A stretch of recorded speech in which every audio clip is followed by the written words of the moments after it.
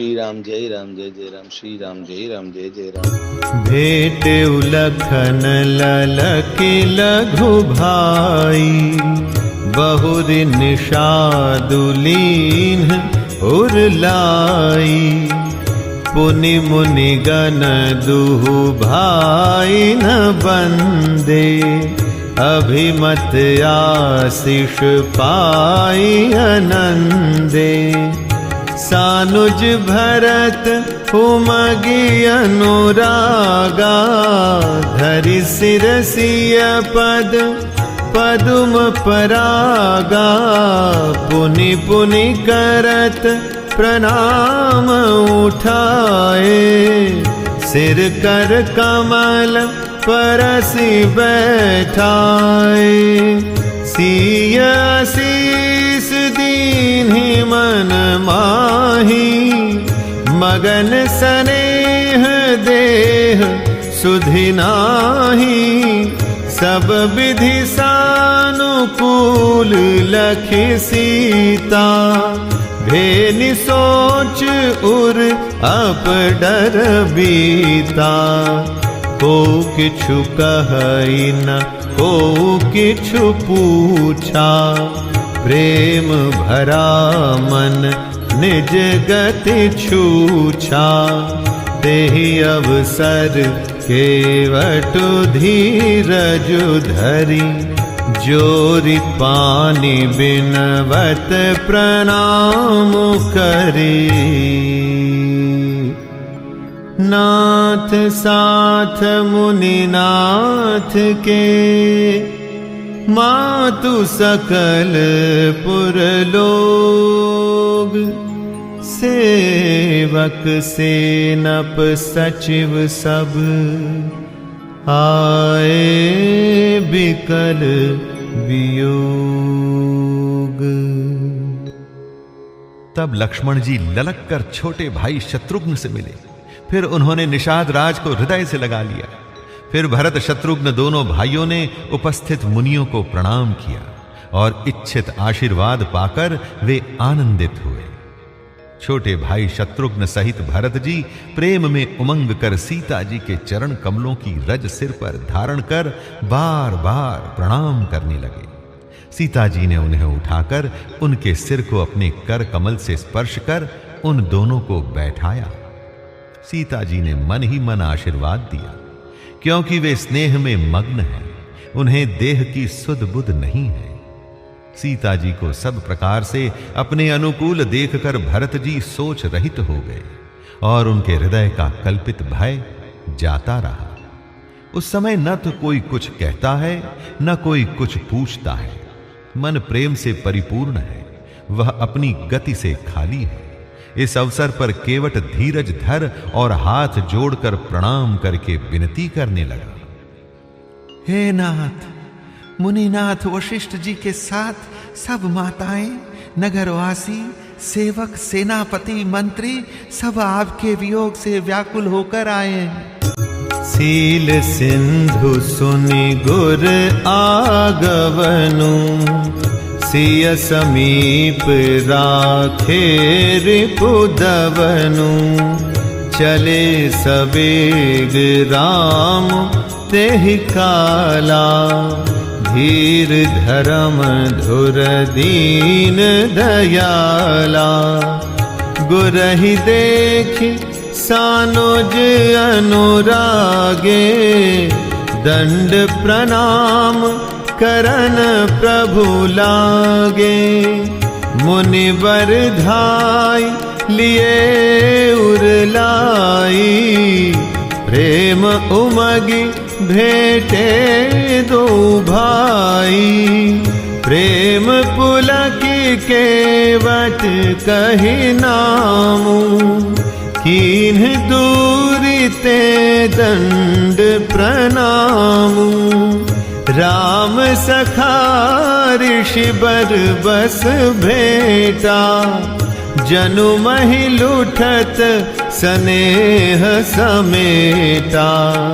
रघुपति भगति सुमंगल मूला, नभ सराहि सुर बरिसहि फूला, एह सम निपट नीच को नाही, बड़ वशिष्ठ सम को जग माही।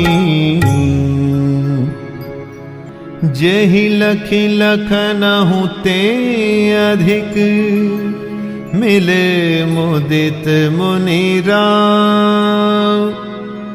सो सीतापति भजन को, प्रगट प्रताप प्रभाव।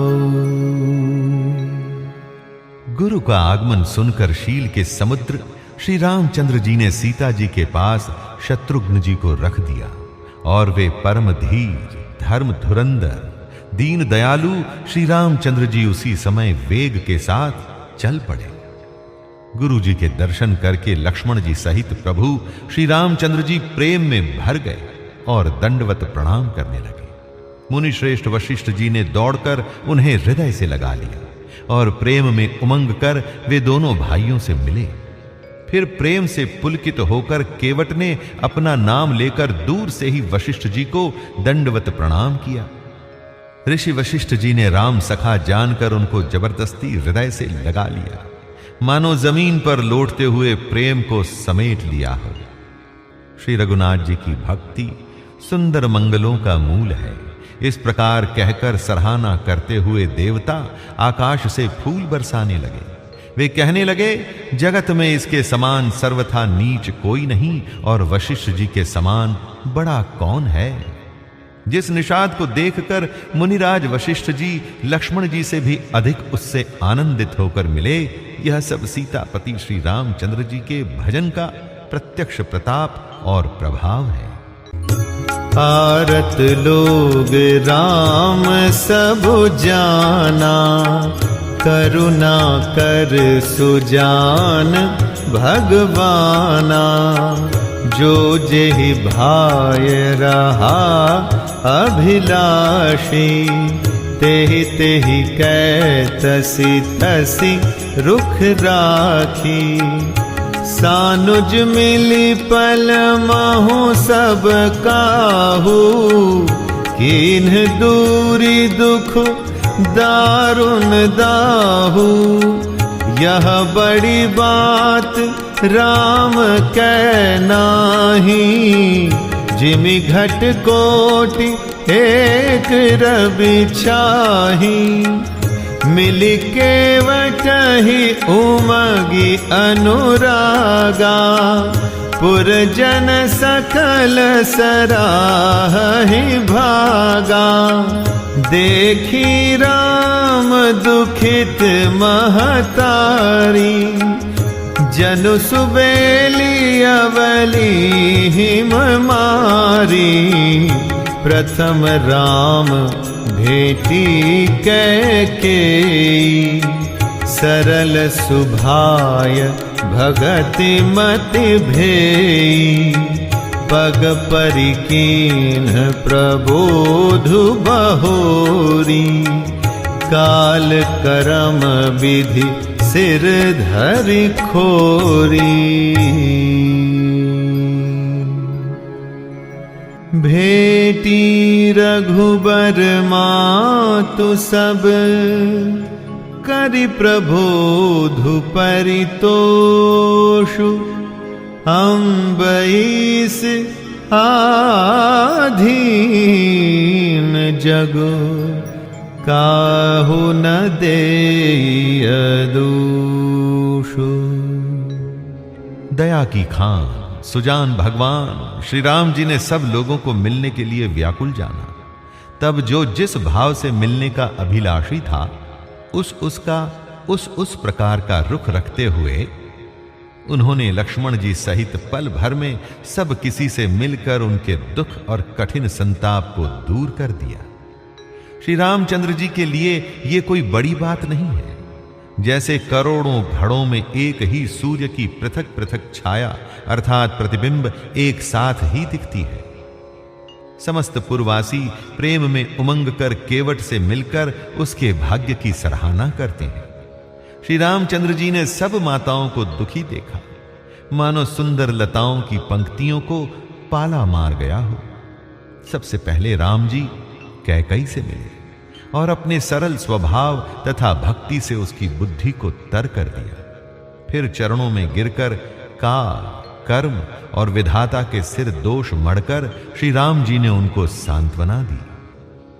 फिर श्री रघुनाथ जी सब माताओं से मिले। उन्होंने सबको समझा बुझाकर संतोष कराया कि हे माता, जगत ईश्वर के अधीन है, किसी को भी दोष नहीं देना चाहिए।